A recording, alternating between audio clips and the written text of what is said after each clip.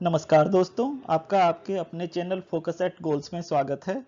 आज इस वीडियो में हम बीपीएससी तथा अन्य एग्जाम्स के लिए उपयोगी ज्योग्राफी यानी भूगोल के 15 महत्वपूर्ण प्रश्नों को डिस्कस करेंगे। तो आइए प्रश्नों की शुरुआत करते हैं। आज का पहला प्रश्न है, निम्नलिखित में से कौन सा अक्षांश भारत के मध्य से गुजरता है?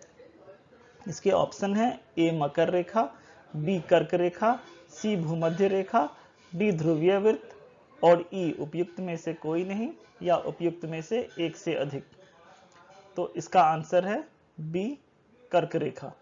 कर्क रेखा भारत के मध्य से गुजरता है। कर्क रेखा, जिसे 23.5 डिग्री उत्तरी अक्षांश भी कहा जाता है, भारत के 8 राज्यों से होकर गुजरता है। अगर हम पूर्व से राज्यों की बात करें तो ये राज्य हैं मिजोरम, त्रिपुरा, पश्चिम बंगाल, झारखंड, छत्तीसगढ़, मध्य प्रदेश, राजस्थान और गुजरात। हमारा अगला प्रश्न है, महिलाओं की साक्षरता दर सबसे अधिक किस राज्य में है? और इसके ऑप्शंस हैं ए तमिलनाडु, बी केरल, सी मिजोरम, डी पश्चिम बंगाल और ई उपयुक्त में से कोई नहीं या उपयुक्त में से एक से अधिक। तो इसका आंसर है बी केरल। महिलाओं की साक्षरता दर सबसे अधिक केरल में है, जो कि 91.98% है। यह भारत में सर्वाधिक है। वर्ष 2011 की जनगणना के अनुसार केरल भारत का सबसे साक्षर राज्य है। उसकी कुल साक्षरता दर 94% है। हमारा अगला प्रश्न है, असम कुल मिलाकर कितने राज्यों एवं केंद्र शासित प्रदेशों से घिरा हुआ है? इसके ऑप्शंस हैं ए 6, बी 7, सी 8, डी 9 और ई उपयुक्त में से कोई नहीं या उपयुक्त में से एक से अधिक। तो इसका आंसर है बी 7। असम कुल मिलाकर 7 राज्यों एवं केंद्र शासित प्रदेशों से घिरा हुआ है। हमारा नेक्स्ट क्वेश्चन है, मधुमलाई पशु विहार किस राज्य में स्थित है? इसके ऑप्शंस हैं ए केरल, बी तमिलनाडु, सी कर्नाटक, डी आंध्र प्रदेश, ई उपयुक्त में से कोई नहीं या उपयुक्त में से एक से अधिक। तो इसका आंसर है बी तमिलनाडु। मधुमलाई पशु विहार तमिलनाडु राज्य में स्थित है। हमारा नेक्स्ट क्वेश्चन है, साइलेंट वैली का कटिबंधी वन किस राज्य में है? इसके ऑप्शंस हैं ए केरल, बी गोवा, सी कर्नाटक, डी तमिलनाडु और ई उपयुक्त में से कोई नहीं या उपयुक्त में से एक से अधिक। तो इसका आंसर है ए केरल। साइलेंट वैली का कटिबंधी वन केरल राज्य में है। हमारा नेक्स्ट क्वेश्चन है, सुंदरलाल बहुगुणा ने किसके संरक्षण में योगदान देने के कारण ख्याति प्राप्त की है? इसके ऑप्शंस हैं ए बाघ, बी पक्षी, सी वन, डी सागरीय परितंत्र और ई उपयुक्त में से कोई नहीं या उपयुक्त में से एक से अधिक। तो इसका आंसर है सी वन। सुंदरलाल बहुगुणा एक पर्यावरणविद, दार्शनिक और सक्रिय कार्यकर्ता के रूप में विख्यात हैं। सुंदरलाल बहुगुणा ने हिमालय के वृक्षों को काटने के खिलाफ चलाए गए चिपको आंदोलन में अपनी सक्रिय भूमिका के लिए प्रसिद्धि प्राप्त की है। वह अपने नारे पारिस्थितिकी अस्थायी अर्थव्यवस्था है के लिए याद किए जाते हैं। हमारा अगला प्रश्न है, लहासा कहाँ स्थित है? इसके ऑप्शंस हैं ए नेपाल, बी भूटान, सी तिब्बत, डी म्यांमार और ई उपयुक्त में से कोई नहीं या उपयुक्त में से एक से अधिक। तो इसका आंसर है सी तिब्बत। लहासा तिब्बत में स्थित है। हमारा अगला प्रश्न है, उत्तरी ध्रुव पर भारतीय झंडा फहराने का गौरव किस प्रथम एशियाई को प्राप्त है?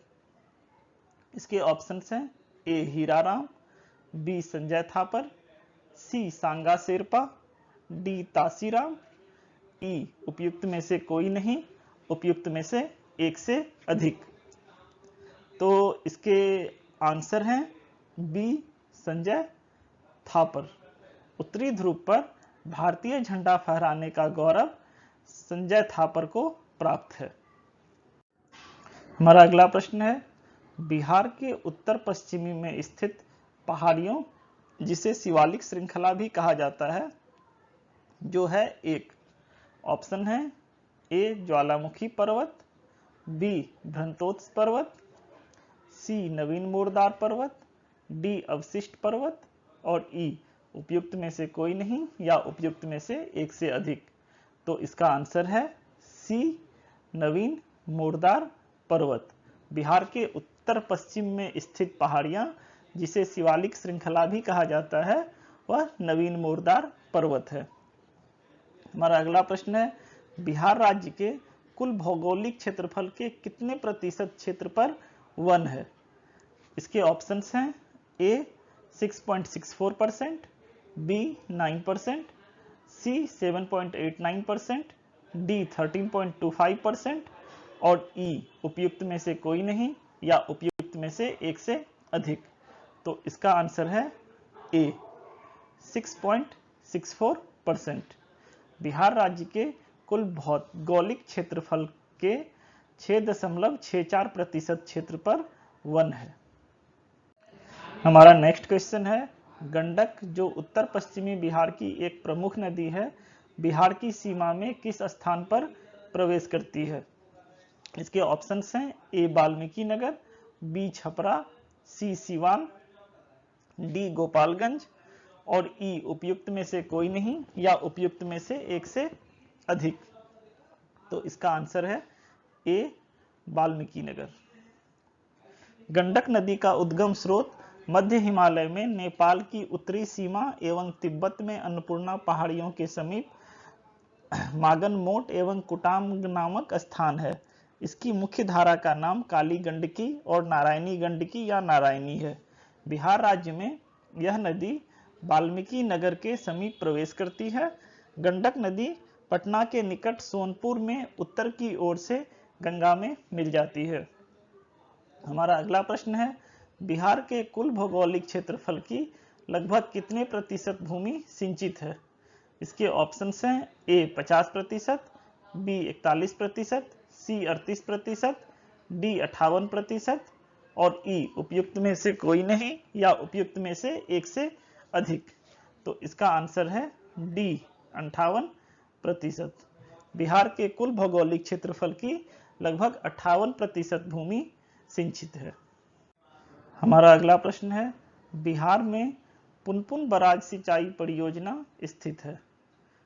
इसके ऑप्शंस हैं ए औरंगाबाद में, बी भागलपुर में, सी पटना में, डी मुजफ्फरपुर में और ई उपयुक्त में से कोई नहीं या उपयुक्त में से एक से अधिक। तो इसका आंसर है ए औरंगाबाद में। बिहार में पुनपुन बराज सिंचाई परियोजना औरंगाबाद में स्थित है।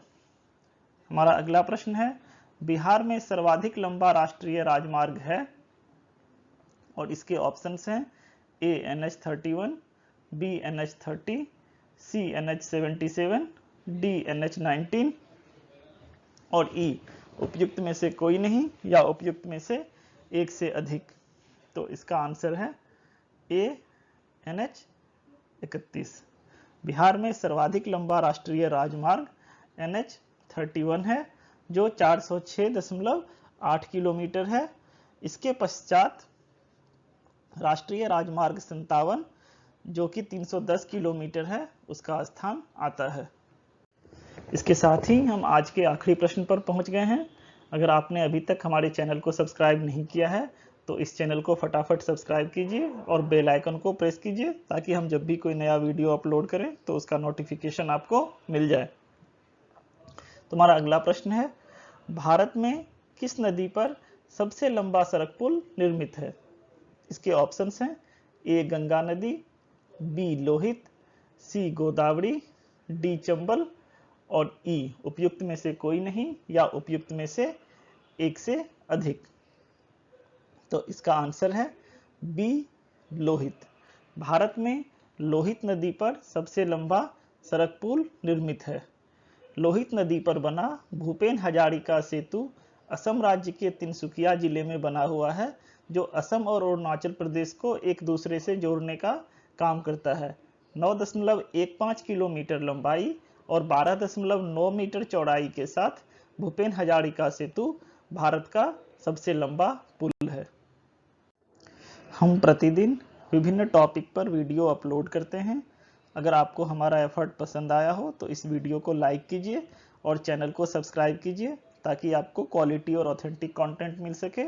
आप इस वीडियो को अपने दोस्तों के साथ भी शेयर कीजिए, और अगर आपका कोई सुझाव है तो आप इस वीडियो पर कमेंट देकर हमें बताइए। तो मिलते हैं कल के वीडियो में, तब तक के लिए bye bye and take care.